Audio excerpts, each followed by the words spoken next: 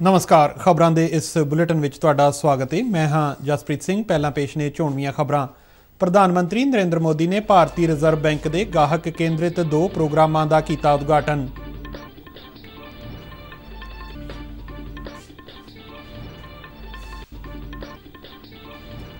केंद्रीय गृह मंत्री अमित शाह ने यूपी चोणां विच वर्करां नूं बूथ जित्तिया तां चोण जित्ती दा मंत्र दिता।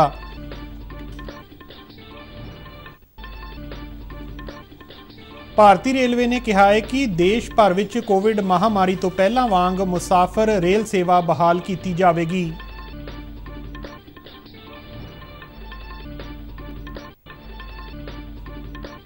केंद्रीय सेहत मंत्रालय ने हर घर दस्तक मुहिम तहत 30 नवंबर तक देश के हर बालग नूं कोविड का पहला टीका लगाउण दा टीचा रखिया।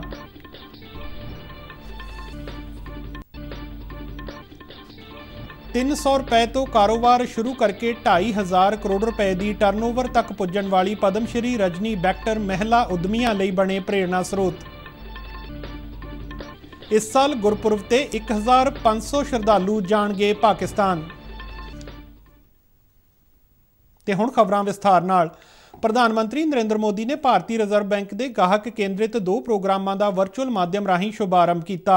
इन्हां विच परचून प्रतख योजना और यूनीफाइड बैंकिंग लोकपाल योजना शामिल है। इस मौके वित्त मंत्री निर्मला सीतारमण और भारतीय रिजर्व बैंक के गवर्नर शक्तिकांत दास भी मौजूद सन। इन्हां दोवां योजनावां के उद्घाटन मगरों अपने संबोधन में प्रधानमंत्री नरेंद्र मोदी ने कहा कि यूनीफाइड लोकपाल योजना की शुरुआत नाल एक राष्ट्र एक लोकपाल ने असल रूप लै लिया है। उन्होंने कहा कि लोकतंत्र की ताकत इस गल विच है कि आम लोगों दीआं शिकायतों का निपटारा कितनी जल्दी होवे। प्रधानमंत्री मोदी ने कहा कि शेरां दी पूंजीकारी विच घट समय के पूंजीकारां दा सहयोग बेहद महत्वपूर्ण है। उन्होंने कहा कि मजबूत बैंकिंग व्यवस्था लई मजबूत अर्थचारे का होना जरूरी है। प्रधानमंत्री ने कहा कि भारत दुनिया विच डिजिटल लैण देण के मामले विच काफ़ी अगे है। मुझे खुशी है कि आरबीआई ने भी सामान्य मानवीय की सुविधा बढ़ाने के लिए सामान्य नागरिक को ध्यान में रखते हुए लगातार अनेक कदम उठाए हैं और उसमें आज एक और कदम जोड़ा है। आज जिन 2 योजनाओं को लॉन्च किया गया है उनसे देश में निवेश के दायरे का विस्तार होगा और कैपिटल मार्केट्स को एक्सेस करना निवेशकों के लिए अधिक आसान, अधिक सुरक्षित बनेगा। परचून प्रतख योजना का उद्देश्य पूंजीकारां नूं बिना किसी अड़िके दे आरबीआई नाल सरकारी खाता ऑनलाइन खोलण की इजाजत देना है, जबकि यूनीफाइड बैंकिंग लोकपाल योजना का उद्देश्य गाहकां दीआं शिकायतां दे हल लई संबंधित व्यवस्था नूं होर बेहतर बनाउणा है। इस योजना का मुख्य विषय एक राष्ट्र एक लोकपाल, एक पोर्टल, एक ईमेल अते एक पता है। इस तहत गाहक अपणियां शिकायतां का पता लगा सकणगे अते इस दे हल होण जां ना होण बारे फीडबैक लै सकणगे। केंद्रीय गृह मंत्री अमित शाह ने उत्तर प्रदेश दीआं विधान सभा चोणां लई भारतीय जनता पार्टी की चोण रणनीति नूं अंतिम रूप दिंदिआं पार्टी के अहुदेदारां नूं बूथ जित्तिया तां चोण जित्ती दा मंत्र दिता। वाराणसी विच शाह ने सूबे दीआं सारियां 403 विधान सभा सीटां लई पार्टी के इंचार्जां अते होर अहुदेदारां दी मीटिंग विच कहा कि पिछलियां चोणां दे नतीजिਆਂ नूं दोहराउण लई बूथ पੱਧਰ तक जाना होवेगा। मीटिंग विच सूबे के मुख्यमंत्री योगी आदित्यनाथ, दोवां उप मुख्यमंत्रियों केशव प्रसाद मौर्य अते डॉक्टर दिनेश शर्मा तो इलावा पार्टी के चोण इंचार्ज धर्मेंद्र प्रधान, पार्टी मामलों के सूबा इंचार्ज राधा मोहन सिंह अते केंद्रीय सूचना ते प्रसारण मंत्री अनुराग ठाकुर समेत कई सीनियर नेता मौजूद सन। इस दौरान श्री शाह ने महामना मदन मोहन मालवीया की बरसी मौके बनारस हिंदू यूनीवर्सिटी विच स्थित उन्हां दे बुत ते शरधा दे फुੱਲ भेंट कीते।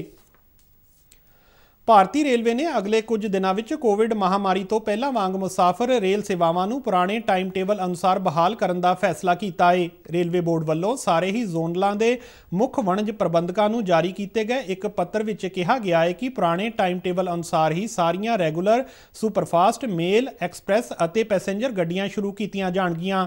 ਪੱਤਰ ਵਿੱਚ ਕਿਹਾ ਗਿਆ ਹੈ ਕਿ ਇਹਨਾਂ ਗੱਡੀਆਂ ਦੇ ਪੁਰਾਣੇ ਨੰਬਰ ਬਹਾਲ ਕੀਤੇ ਜਾਣਗੇ ਅਤੇ ਜਿਸ ਤਰ੍ਹਾਂ ਪਹਿਲਾਂ ਵੱਖ-ਵੱਖ ਸ਼੍ਰੇਣੀਆਂ ਅਧੀਨ ਇਹ ਗੱਡੀਆਂ ਚੱਲਦੀਆਂ ਸਨ, ਉਸੇ ਹੀ ਸ਼੍ਰੇਣੀ ਅਤੇ ਉਸੇ ਹੀ ਕਿਰਾਏ ਦੀ ਦਰ ਦੇ ਹਿਸਾਬ ਨਾਲ ਟਿਕਟਾਂ ਜਾਰੀ ਕੀਤੀਆਂ ਜਾਣਗੀਆਂ।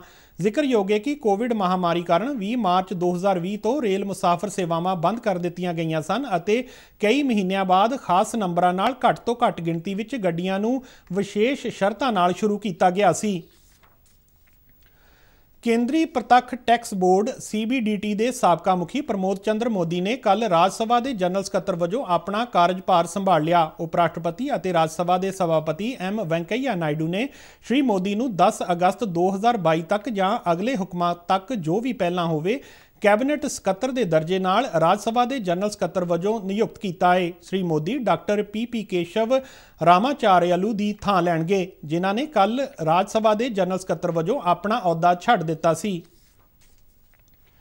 ਕੇਂਦਰੀ ਸਿਹਤ ਮੰਤਰਾਲਾ ਨੇ 3 ਨਵੰਬਰ ਤੱਕ ਦੇਸ਼ ਦੇ ਹਰ ਬਾਲਗ ਨੂੰ ਕੋਵਿਡ ਦਾ ਪਹਿਲਾ ਟੀਕਾ ਲਗਾਉਣ ਦਾ ਟੀਚਾ ਰੱਖਿਆ ਹੈ। ਸਿਹਤ ਮੰਤਰਾਲਾ ਦੇ ਵਧੀਕ ਸਕੱਤਰ ਡਾਕਟਰ ਮਨੋਹਰ ਅਗਨਾਨੀ ਨੇ ਇੱਕ ਵੀਡੀਓ ਕਾਨਫਰੰਸਿੰਗ ਰਾਹੀਂ ਦੱਸਿਆ ਕਿ ਇਸ ਲਈ ਦੇਸ਼ ਭਰ ਵਿੱਚ ਹਰ ਘਰ ਦਸਤਕ ਮੁਹਿੰਮ ਨੂੰ ਜ਼ਿਲ੍ਹਾ ਪ੍ਰਸ਼ਾਸਨ ਅਤੇ ਸੂਬਿਆਂ ਦੇ ਸਿਹਤ ਮਹਿਕਮੇ ਦੀ ਮਦਦ ਨਾਲ ਜੰਗੀ ਪੱਧਰ ਤੇ ਚਲਾਇਆ ਜਾਵੇਗਾ। ਉਨ੍ਹਾਂ ਕਿਹਾ ਕਿ ਇਸ ਦੌਰਾਨ ਇਹ ਵੀ ਦੇਖਿਆ ਜਾਵੇਗਾ ਕਿ ਜਿਨ੍ਹਾਂ ਦੀ ਦੂਜੀ ਡੋਜ਼ ਦੀ ਤਾਰੀਖ ਹੋ ਗਈ ਹੈ ਪਰ ਉਹਨਾਂ ਨੂੰ ਟੀਕਾ ਨਹੀਂ ਲੱਗਿਆ, ਉਹਨਾਂ ਨੂੰ ਵੀ ਟੀਕਾ ਲਗਾਇਆ ਜਾਵੇ। ਉਨ੍ਹਾਂ ਕਿਹਾ ਕਿ ਇਸ ਵਿੱਚ ਗੈਰ ਸਰਕਾਰੀ ਜਥੇਬੰਦੀਆਂ ਦਾ ਸਹਿਯੋਗ ਵੀ ਲਿਆ ਜਾਵੇਗਾ। ਉਨ੍ਹਾਂ ਦੱਸਿਆ ਕਿ ਪੰਜਾਬ ਸਮੇਤ ਕੁਝ ਸੂਬਿਆਂ ਵਿੱਚ ਇਸ ਵੇਲੇ ਟੀਕਾਕਰਨ ਦੀ ਰਫ਼ਤਾਰ 80% ਤੋਂ ਘੱਟ ਹੈ ਅਤੇ ਇਸ ਨੂੰ ਵਧਾਉਣ ਦੇ ਯਤਨ ਕੀਤੇ ਜਾਣਗੇ। ਡਾਕਟਰ ਅਗਨਾਨੀ ਨੇ ਕਿਹਾ ਕਿ ਸੂਬਿਆਂ ਨੂੰ ਆਪਣੇ ਹਿਸਾਬ ਤੇ ਇਲਾਕੇ ਦੀ ਜ਼ਰੂਰਤ ਮੁਤਾਬਕ ਹਰ ਘਰ ਦਸਤਕ ਮੁਹਿੰਮ ਚਲਾਉਣ ਦੀ ਆਜ਼ਾਦੀ ਹੋਵੇਗੀ। ਉਧਰ ਕੌਮੀ ਕੋਵਿਡ ਟੀਕਾਕਰਨ ਮੁਹਿੰਮ ਤਹਿਤ ਦੇਸ਼ ਭਰ ਵਿੱਚ ਹੁਣ ਤੱਕ 111 ਕਰੋੜ 35 ਲੱਖ ਤੋਂ ਵੱਧ ਕੋਵਿਡ ਰੋਕੂ ਟੀਕੇ ਲਗਾਏ ਜਾ ਚੁੱਕੇ ਨੇ। ਕੱਲ ਸ਼ਾਮ 7 ਵਜੇ ਤੱਕ 52 ਲੱਖ ਤੋਂ ਵੱਧ ਲੋਕਾਂ ਦਾ ਟੀਕਾਕਰਨ ਕੀਤਾ ਗਿਆ ਹੈ। ਸਿਹਤ ਮੰਤਰਾਲਾ ਮੁਤਾਬਕ ਦੇਸ਼ ਵਿੱਚ ਸਿਹਤਯਾਬੀ ਦੀ ਦਰ 98.26% ਹੋ ਗਈ ਹੈ। ਕੇਂਦਰ ਸਰਕਾਰ ਨੇ ਸੂਬਿਆਂ ਅਤੇ ਕੇਂਦਰ ਸ਼ਾਸਤ ਸੂਬਿਆਂ ਨੂੰ 121 ਕਰੋੜ ਤੋਂ ਵੱਧ ਕੋਵਿਡ ਰੋਕੂ ਟੀਕੇ ਉਪਲਬਧ ਕਰਵਾਏ ਨੇ ਅਤੇ ਸੂਬਿਆਂ ਕੋਲ ਹਾਲੇ ਵੀ 18 ਕਰੋੜ ਤੋਂ ਵੱਧ ਟੀਕੇ ਬਚੇ ਹੋਏ ਨੇ। ਕਪੂਰਥਲਾ ਜ਼ਿਲ੍ਹਾ ਪ੍ਰਸ਼ਾਸਨ ਵੱਲੋਂ ਕੋਵਿਡ ਟੀਕਾਕਰਨ ਮੁਹਿੰਮ ਤਹਿਤ 100% ਦਾ ਟੀਚਾ ਹਾਸਲ ਕਰਨ ਦੇ ਮੰਤਵ ਨਾਲ ਹਰ ਘਰ ਦਸਤਕ ਮੁਹਿੰਮ 30 ਨਵੰਬਰ ਤੱਕ ਚਲਾਈ ਜਾਵੇਗੀ। ਜ਼ਿਲ੍ਹੇ ਦੀ ਡਿਪਟੀ ਕਮਿਸ਼ਨਰ ਦੀਪਤੀ ਉੱਪਲ ਨੇ ਦੱਸਿਆ ਕਿ ਇਸ ਦੌਰਾਨ 618 ਪਿੰਡਾਂ ਵਿੱਚ ਡੋਰ ਟੂ ਡੋਰ ਕੋਵਿਡ ਟੀਕਾਕਰਨ ਕੀਤਾ ਜਾਵੇਗਾ। ਉਨ੍ਹਾਂ ਕਿਹਾ ਕਿ ਮੰਗਲਵਾਰ, ਵੀਰਵਾਰ ਅਤੇ ਸ਼ਨੀਵਾਰ ਨੂੰ ਜ਼ਿਲ੍ਹੇ ਵਿੱਚ ਵੈਕਸੀਨੇਸ਼ਨ ਲਈ ਵਿਸ਼ੇਸ਼ ਮੈਗਾ ਕੈਂਪ ਲਗਾਏ ਜਾਣਗੇ ਅਤੇ 30 ਨਵੰਬਰ ਤੱਕ 2 ਲੱਖ ਲੋਕਾਂ ਨੂੰ ਵੈਕਸੀਨੇਸ਼ਨ ਦੀ ਡੋਜ਼ ਲਗਾਉਣ ਦਾ ਟੀਚਾ ਮਿੱਥਿਆ ਗਿਆ ਹੈ। ਲੁਧਿਆਣਾ ਦੀ ਸਫਲ ਮਹਿਲਾ ਕਾਰੋਬਾਰੀ ਰਜਨੀ ਬੈਕਟਰ ਨੂੰ ਪਿਛਲੇ ਦਿਨੀ ਪਦਮ ਸ਼੍ਰੀ ਅਵਾਰਡ ਨਾਲ ਨਿਵਾਜਿਆ ਗਿਆ ਹੈ। ਉਹਨਾਂ ਕਰੀਬ 42 ਸਾਲ ਪਹਿਲਾਂ 300 ਰੁਪਏ ਵਿੱਚ ਓਵਨ ਖਰੀਦ ਕੇ ਆਪਣੇ ਘਰ ਤੋਂ ਬਿਸਕੁਟ ਅਤੇ ਕੇਕ ਬਣਾਉਣ ਦਾ ਕੰਮ ਸ਼ੁਰੂ ਕੀਤਾ ਸੀ ਅਤੇ ਅੱਜ ਉਹਨਾਂ ਦਾ ਕਾਰੋਬਾਰ 2.5 ਕਰੋੜ ਰੁਪਏ ਤੇ ਪੁੱਜ ਕੇ ਇੱਕ ਵੱਡੀ ਕੰਪਨੀ ਵਿੱਚ ਤਬਦੀਲ ਹੋ ਚੁੱਕਾ ਹੈ। ਪੇਸ਼ੇ ਇੱਕ ਰਿਪੋਰਟ। श्रीमती रजनी बैक्टर व्यापार एवं उद्योग। ਕੋਈ 40 ਸਾਲ ਪਹਿਲਾਂ ਆਪਣੇ ਘਰ ਵਿੱਚ ਹੀ ਓਵਨ ਖਰੀਦ ਕੇ ਬਿਸਕੁਟ ਤੇ ਕੇਕ ਬਣਾਉਣ ਦਾ ਕੰਮ ਸ਼ੁਰੂ ਕਰਨ ਵਾਲੀ ਸਨਅਤੀ ਸ਼ਹਿਰ ਲੁਧਿਆਣਾ ਦੀ ਵਸਨੀਕ ਸਨਅਤਕਾਰ ਅਤੇ ਕਾਰੋਬਾਰੀ ਰਜਨੀ ਬੈਕਟਰ ਬੇਕਰੀ ਦੀ ਦੁਨੀਆ ਵਿੱਚ ਜਾਣਿਆ ਪਛਾਣਿਆ ਨਾਂ ਹੈ। ਉਹਨਾਂ ਬੇਕਰੀ ਦੀ ਦੁਨੀਆ ਵਿੱਚ ਆਪਣੀ ਪਛਾਣ ਸਥਾਪਿਤ ਕੀਤੀ ਅਤੇ ਕ੍ਰੀਮਿਕਾ ਨਾਂ ਦੇ ਬਿਸਕੁਟ, ਕੁਕੀਜ਼ ਅਤੇ ਬੇਕਰੀ ਦਾ ਹੋਰ ਸਮਾਨ ਦੇਸ਼ ਵਿਦੇਸ਼ ਵਿੱਚ ਲੋਕਾਂ ਦੀ ਪਸੰਦ ਬਣ ਗਿਆ। ਰਜਨੀ ਬੈਕਟਰ ਨੂੰ ਬੀਤੇ ਦਿਨੀ ਰਾਸ਼ਟਰਪਤੀ ਵੱਲੋਂ ਸਨਅਤ ਅਤੇ ਵਪਾਰ ਦੇ ਖੇਤਰ ਵਿੱਚ ਵਿਲੱਖਣ ਕਾਰਗੁਜ਼ਾਰੀ ਲਈ ਪਦਮ ਸ਼੍ਰੀ ਨਾਲ ਸਨਮਾਨਿਤ ਕੀਤਾ ਗਿਆ। ਰਜਨੀ ਬੈਕਟਰ ਨੇ ਆਪਣੀ ਮਿਹਨਤ, ਸਮਰਪਣ ਅਤੇ ਜਨੂੰਨ ਨਾਲ ਮੁਕਾਬਲੇ ਦੇ ਇਸ ਦੌਰ ਵਿੱਚ ਵੀ ਬੇਕਰੀ ਦੀਆਂ ਬਿਹਤਰੀਨ ਵਸਤਾਂ ਤਿਆਰ ਕਰਕੇ ਦੇਸ਼ ਵਿਦੇਸ਼ਾਂ ਵਿੱਚ ਆਪਣਾ ਨਾਮ ਬਣਾਇਆ ਅਤੇ ਅੱਜ ਰਜਨੀ ਬੈਕਟਰ ਮਹਿਲਾ ਉਦਮੀਆਂ ਲਈ ਪ੍ਰੇਰਨਾ ਸਰੋਤ ਅਤੇ ਇੱਕ ਬਿਹਤਰੀਨ ਮਿਸਾਲ ਬਣ ਗਏ ਨੇ। ਪਦਮ ਸ਼੍ਰੀ ਸਨਮਾਨ ਹਾਸਲ ਕਰਨ ਤੋਂ ਬਾਅਦ ਲੁਧਿਆਣਾ ਵਿੱਚ ਦੂਰਦਰਸ਼ਨ ਨਾਲ ਗੱਲਬਾਤ ਕਰਦਿਆਂ ਰਜਨੀ ਬੈਕਟਰ ਨੇ ਕਿਹਾ ਕਿ ਸਾਰਿਆਂ ਨੂੰ ਟੀਚਾ ਤੈਅ ਕਰਕੇ ਅੱਗੇ ਵਧਣਾ ਚਾਹੀਦਾ ਹੈ ਅਤੇ ਸਫਲਤਾ ਜ਼ਰੂਰ ਮਿਲਦੀ ਹੈ। ਉਹਨਾਂ ਦੱਸਿਆ ਕਿ ਉਹਨਾਂ ਦੇ ਉਤਪਾਦ ਸਿਰਫ ਦੇਸ਼ ਵਿੱਚ ਹੀ ਨਹੀਂ ਸਗੋਂ ਵਿਦੇਸ਼ਾਂ ਵਿੱਚ ਵੀ ਕਾਫੀ ਪ੍ਰਚਲਿਤ ਨੇ। रजनी बैक्टर दसते हैं कि उन्हें क्वालिटी नाल कदे समझौता नहीं किया। 1978 में मैंने स्टार्ट किया था और आज तो 2021 हो गया।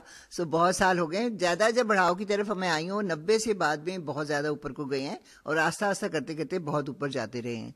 सो यही सफ़र था जो बहुत अच्छा रहा, तकलीफ़ों के साथ भी रहा, अच्छाई की तरफ भी रहा, अच्छा भी रहा, तभी आगे को गए। मोदी जी ने मेरे को कहा आपने मेरे को खाना नहीं खिलाया, तो मैंने कहा खाने के लिए तो लुधियाना आना पड़ेगा ना, यहाँ तो नहीं खाना खिला सकती मैं आपको। तो बिजनेस के बारे में भी बात की उन्होंने सारी बहुत अच्छी तरह से, जो उनका चेहरा और उनका मेरी आंखों के सामने मौजूद है और मैं उनके लिए बहुत शुक्रगुजार हूँ कि उन्होंने ऐसा हमारे बारे में सोचा। मैं हर एक वुमन को यही संदेश देना चाहूँगी कि घर पर मत बैठिए, घर पर मत बैठिए, पर अपने बच्चों को ज़रूर ध्यान रखिए। बच्चों को मैंने भी कभी ज़िंदगी में निगलेक्ट नहीं किया, मैंने बच्चों के सामने काम भी नहीं किया। ਸ਼ਾਲਾ ਉਹ ਵਪਾਰ ਅਤੇ ਸਨਅਤ ਦੇ ਖੇਤਰ ਵਿੱਚ ਹੋਰ ਤਰੱਕੀ ਕਰਨ ਅਤੇ ਇਸੇ ਤਰ੍ਹਾਂ ਇੱਕ ਸ਼ਕਤੀਸ਼ਾਲੀ ਮਹਿਲਾ ਦੇ ਤੌਰ ਤੇ ਨੌਜਵਾਨ ਮਹਿਲਾ ਉਦਮੀਆਂ ਦਾ ਮਾਰਗਦਰਸ਼ਨ ਕਰਦੇ ਰਹਿਣ। ਲੁਧਿਆਣਾ ਤੋਂ ਅਸ਼ਵਨੀ ਦੇ ਨਾਲ ਊਸ਼ਾ ਪਵਾਰ, ਦੂਰਦਰਸ਼ਨ ਸਮਾਚਾਰ, ਜਲੰਧਰ। ਭਾਰਤ ਸਰਕਾਰ ਵੱਲੋਂ ਲੋਕਾਂ ਦੀ ਭਲਾਈ ਲਈ ਵੱਖ-ਵੱਖ ਸਕੀਮਾਂ ਚਲਾਈਆਂ ਜਾ ਰਹੀਆਂ ਨੇ। ਇਹਨਾਂ ਵਿੱਚ ਇੱਕ ਹੈ ਬੇਟੀ ਬਚਾਓ ਬੇਟੀ ਪੜ੍ਹਾਓ। ਪ੍ਰਧਾਨ ਮੰਤਰੀ ਮੋਦੀ ਵੱਲੋਂ ਦਿੱਤੇ ਗਏ ਬੇਟੀ ਬਚਾਓ ਬੇਟੀ ਪੜ੍ਹਾਓ ਦੇ ਨਾਅਰੇ ਨੇ ਆਮ ਲੋਕਾਂ ਵਿੱਚ ਕੁੜੀਆਂ ਬਾਰੇ ਸੋਚ ਬਦਲਣ ਵਿੱਚ ਅਹਿਮ ਭੂਮਿਕਾ ਨਿਭਾਈ ਹੈ। ਪ੍ਰਧਾਨ ਮੰਤਰੀ ਦੀ ਪਹਿਲ ਮਗਰੋਂ ਜਿੱਥੇ ਕੰਨਿਆ ਭਰੂਣ ਹੱਤਿਆ ਵਰਗੀਆਂ ਸਮਾਜਿਕ ਕੁਰੀਤੀਆਂ ਖਿਲਾਫ ਲੋਕਾਂ ਨੇ ਆਵਾਜ਼ ਚੁੱਕਣੀ ਸ਼ੁਰੂ ਕੀਤੀ, ਉੱਥੇ ਕੁੜੀਆਂ ਦੀ ਪੜ੍ਹਾਈ ਵੱਲ ਵੀ ਉਚੇਚਾ ਧਿਆਨ ਦੇਣ ਤੇ ਜ਼ੋਰ ਦਿੱਤਾ। ਹੋਰਨਾਂ ਜ਼ਿਲ੍ਹਿਆਂ ਵਾਂਗ ਸੰਗਰੂਰ ਜ਼ਿਲ੍ਹੇ ਵਿੱਚ ਵੀ ਇਸ ਯੋਜਨਾ ਦੇ ਚੰਗੇ ਨਤੀਜੇ ਸਾਹਮਣੇ ਆਏ ਨੇ। ਰਿਟਾਇਰਡ ਪ੍ਰਿੰਸੀਪਲ ਅਵਤਾਰ ਸਿੰਘ ਢੀਂਡਸਾ ਇਸ ਪ੍ਰੋਗਰਾਮ ਨੂੰ ਸਮਾਜ ਲਈ ਬੇहद ਜ਼ਰੂਰੀ ਮੰਨਦੇ ਨੇ। ਜਿਵੇਂ ਸਰਕਾਰਾਂ ਦੇ ਬਹੁਤ ਪ੍ਰੋਗਰਾਮ ਆਉਂਦੇ ਨੇ, ਇਸੇ ਤਰ੍ਹਾਂ ਕੇਂਦਰ ਸਰਕਾਰ ਦਾ ਪ੍ਰਧਾਨ ਮੰਤਰੀ ਜੀ ਵੱਲੋਂ ਇਹ ਪ੍ਰੋਗਰਾਮ ਜਿਹੜਾ ਆਇਆ ਬੇਟੀ ਬਚਾਓ ਤੇ ਬੇਟੀ ਪੜ੍ਹਾਓ, ਬਹੁਤ ਅੱਛਾ ਪ੍ਰੋਗਰਾਮ ਸੀ। ਸਮਾਜ ਵਿੱਚ ਬੜਾ ਅੱਛਾ ਮੈਸੇਜ ਤਾਂ ਚਲਾ ਗਿਆ, ਪਰ ਅਸੀਂ ਤਾਂ ਦੂਜੇ ਹਿੱਸੇ ਨਾਲ ਜ਼ਿਆਦਾ ਸੰਬੰਧਿਤ ਹਾਂ, ਬੇਟੀ ਪੜ੍ਹਾਓ।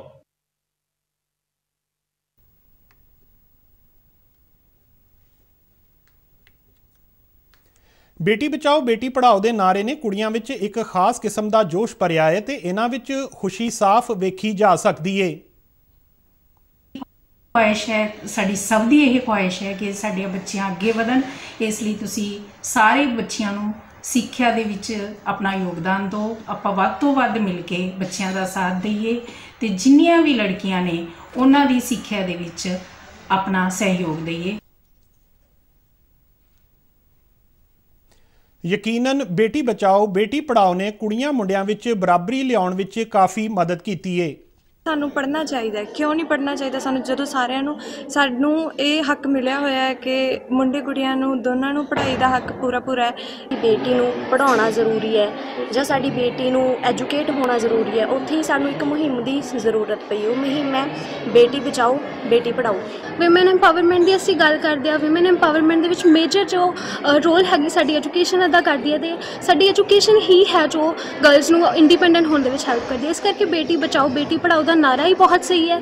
ਬੇਟੀ ਬਚਾਓ ਤੇ ਬੇਟੀ ਪੜ੍ਹਾਓ, ਜੇ ਬੇਟੀ ਪੜ੍ਹੂਗੀ ਤਾਂ ਹੀ ਸਾਡਾ ਨੇਸ਼ਨ ਹੈ ਜੋ ਅੱਗੇ ਵਧੇ। ਕੇਂਦਰ ਸਰਕਾਰ ਨੇ ਕਿਹਾ ਹੈ ਕਿ ਇਸ ਸਾਲ ਗੁਰਪੁਰਬ ਤੇ 1500 ਸ਼ਰਧਾਲੂ ਪਾਕਿਸਤਾਨ ਜਾਣਗੇ। ਵਿਦੇਸ਼ ਮੰਤਰਾਲਾ ਦੇ ਬੁਲਾਰੇ ਅਰਿੰਦਮ ਬਾਗਚੀ ਨੇ ਆਸ ਪ੍ਰਗਟਾਈ ਕਿ ਸ਼ਰਧਾਲੂਆਂ ਦੇ ਇਸ ਜਥੇ ਦੇ ਅਟਾਰੀ ਵਾਘਾ ਬਾਰਡਰ ਜ਼ਰੀਏ ਸਫ਼ਰ ਨੂੰ ਪਾਕਿਸਤਾਨ ਆਸਾਨ ਬਣਾਏਗਾ। ਉਹਨਾਂ ਕਿਹਾ ਕਿ ਭਾਰਤ ਅਤੇ ਪਾਕਿਸਤਾਨ ਵਿਚਾਲੇ 1974 ਤੋਂ ਧਾਰਮਿਕ ਥਾਵਾਂ ਦੀ ਯਾਤਰਾ ਲਈ ਹੋਏ ਦਵੱਲੇ ਸਮਝੌਤੇ ਤਹਿਤ ਇਹ ਯਾਤਰਾ ਕਰਵਾਈ ਜਾ ਰਹੀ ਹੈ। ਸ਼ਰਧਾਲੂਆਂ ਦੇ ਇਸ ਜਥੇ ਦਾ 17 ਤੋਂ 26 ਨਵੰਬਰ ਤੱਕ ਪਾਕਿਸਤਾਨ ਦੇ ਗੁਰਦੁਆਰਾ ਦਰਬਾਰ ਸਾਹਿਬ, ਗੁਰਦੁਆਰਾ ਕਰਤਾਰਪੁਰ ਸਾਹਿਬ, ਗੁਰਦੁਆਰਾ ਪੰਜਾ ਸਾਹਿਬ, ਗੁਰਦੁਆਰਾ ਡੇਰਾ ਸਾਹਿਬ, ਗੁਰਦੁਆਰਾ ਨਨਕਾਣਾ ਸਾਹਿਬ ਅਤੇ ਗੁਰਦੁਆਰਾ ਸੱਚਾ ਸੌਦਾ ਜਾਣ ਦਾ ਪ੍ਰੋਗਰਾਮ ਹੈ। ਕਰਤਾਰਪੁਰ ਸਾਹਿਬ ਗੁਰਦੁਆਰਾ ਪਾਕਿਸਤਾਨ ਦੇ ਨਰੋਵਾਲ ਜ਼ਿਲ੍ਹੇ ਵਿੱਚ ਰਾਵੀ ਨਦੀ ਦੇ ਕੰਢੇ ਤੇ ਸਥਿਤ ਹੈ। ਇਹ ਸਿੱਖਾਂ ਦੇ ਪਹਿਲੇ ਗੁਰੂ ਸ੍ਰੀ ਗੁਰੂ ਨਾਨਕ ਦੇਵ ਜੀ ਦਾ ਆਖਰੀ ਆਰਾਮ ਸਥਲ ਹੈ। ਉਹਨਾਂ ਆਪਣੇ ਜੀਵਨ ਦੇ ਆਖਰੀ 18 ਸਾਲ ਕਰਤਾਰਪੁਰ ਵਿੱਚ ਬਿਤਾਏ ਸਨ। ਸ਼੍ਰੋਮਣੀ ਗੁਰਦੁਆਰਾ ਪ੍ਰਬੰਧਕ ਕਮੇਟੀ ਦੇ ਪ੍ਰਧਾਨ ਬੀਬੀ ਜਾਗੀਰ ਕੌਰ ਨੇ ਸ੍ਰੀ ਕਰਤਾਰਪੁਰ ਸਾਹਿਬ ਦਾ ਲਾਂਘਾ ਮੁੜ ਖੋਲ੍ਹਣ ਲਈ ਪ੍ਰਧਾਨ ਮੰਤਰੀ ਨਰਿੰਦਰ ਮੋਦੀ ਅਤੇ ਗ੍ਰਹਿ ਮੰਤਰੀ ਅਤੇ ਅਮਿਤ ਸ਼ਾਹ ਨੂੰ ਖੱਤ ਲਿਖਿਆ ਹੈ। ਉਹਨਾਂ ਮੰਗ ਕੀਤੀ ਹੈ ਕਿ ਸੰਗਤ ਦੀ ਆਸਥਾ ਨਾਲ ਜੁੜੇ ਸ੍ਰੀ ਕਰਤਾਰਪੁਰ ਸਾਹਿਬ ਦੇ ਲਾਂਘੇ ਨੂੰ ਤੁਰੰਤ ਖੋਲ੍ਹਿਆ ਜਾਵੇ ਅਤੇ ਇਸ ਲਈ ਸ੍ਰੀ ਗੁਰੂ ਨਾਨਕ ਦੇਵ ਜੀ ਦੇ ਪ੍ਰਕਾਸ਼ ਪੁਰਬ ਮੌਕੇ ਪਹਿਲ ਕਦਮੀ ਕੀਤੀ ਜਾਵੇ। ਪੰਜਾਬ ਵਿੱਚ ਪਹਿਲੀ ਤੋਂ 10ਵੀਂ ਜਮਾਤ ਤੱਕ ਪੰਜਾਬੀ ਭਾਸ਼ਾ ਨੂੰ ਲਾਜ਼ਮੀ ਕਰ ਦਿੱਤਾ ਗਿਆ ਹੈ। ਕਿਸੇ ਵੀ ਸਕੂਲ ਵੱਲੋਂ ਇਸ ਦੀ ਪਾਲਣਾ ਨਾ ਕੀਤੇ ਜਾਣ ਤੇ 2 ਲੱਖ ਰੁਪਏ ਦਾ ਜੁਰਮਾਨਾ ਲੱਗੇਗਾ। ਪੰਜਾਬ ਦੇ ਮੁੱਖ ਮੰਤਰੀ ਚਰਨਜੀਤ ਸਿੰਘ ਚੰਨੀ ਨੇ ਇੱਕ ਟਵੀਟ ਰਾਹੀਂ ਇਹ ਜਾਣਕਾਰੀ ਦਿੱਤੀ ਅਤੇ ਕਿਹਾ ਕਿ ਦਫ਼ਤਰਾਂ ਵਿੱਚ ਵੀ ਪੰਜਾਬੀ ਭਾਸ਼ਾ ਲਾਜ਼ਮੀ ਕਰ ਦਿੱਤੀ ਗਈ ਹੈ ਅਤੇ ਸੂਬੇ ਵਿੱਚ ਹਰ ਬੋਰਡ ਤੇ ਪੰਜਾਬੀ ਭਾਸ਼ਾ ਸਭ ਤੋਂ ਉੱਪਰ ਲਿਖੀ ਜਾਵੇਗੀ। PAP ਜਲੰਧਰ ਵਿਖੇ 175 ਬੈਚ ਦੇ ਰੰਗਰੂਟ ਸਿਪਾਹੀਆਂ ਦੀ ਪਾਸਿੰਗ ਆਊਟ ਪਰੇਡ ਹੋਈ। ਇਸ ਵਿੱਚ ਵੱਖ-ਵੱਖ ਬਟਾਲੀਅਨਾਂ ਦੇ 176 ਰੰਗਰੂਟ ਆਪਣੀ ਮੁੱਢਲੀ ਸਿਖਲਾਈ ਹਾਸਲ ਕਰਨ ਮਗਰੋਂ ਪਾਸ ਆਊਟ ਹੋਏ। PAP ਦੇ ਇੰਸਪੈਕਟਰ ਜਨਰਲ SK ਕਾਲੀਆ ਨੇ ਪਰੇਡ ਤੋਂ ਸਲਾਮੀ ਲਈ ਅਤੇ ਨਿਰੀਖਣ ਕੀਤਾ। ਉਹਨਾਂ ਟ੍ਰੇਨਿੰਗ ਪਾਸ ਕਰਨ ਤੇ ਜਵਾਨਾਂ ਨੂੰ ਵਧਾਈ ਦਿੱਤੀ ਅਤੇ ਚੰਗੇ ਪੁਲਿਸ ਅਫਸਰ ਤੇ ਅਨੁਸ਼ਾਸਨ ਵਿੱਚ ਰਹਿ ਕੇ ਕਾਨੂੰਨ ਮੁਤਾਬਕ ਸਮਾਜ ਦੀ ਨਿਰਪੱਖਤਾ ਨਾਲ ਸੇਵਾ ਕਰਨ ਦੀ ਪ੍ਰੇਰਣਾ ਦਿੱਤੀ। ਸਿਖਲਾਈ ਦੌਰਾਨ ਵਧੀਆ ਕਾਰਗੁਜ਼ਾਰੀ ਦਿਖਾਉਣ ਵਾਲੇ ਜਵਾਨਾਂ ਨੂੰ ਸਨਮਾਨਿਤ ਕੀਤਾ ਗਿਆ। Jaswant Singh best parade commander ਬਣੇ। ਇਸ ਦੇ ਨਾਲ ਹੀ ਖਬਰਾਂ ਦਾ ਇਹ ਬੁਲੇਟਿਨ ਖਤਮ ਹੁੰਦਾ ਹੈ। ਨਮਸਕਾਰ।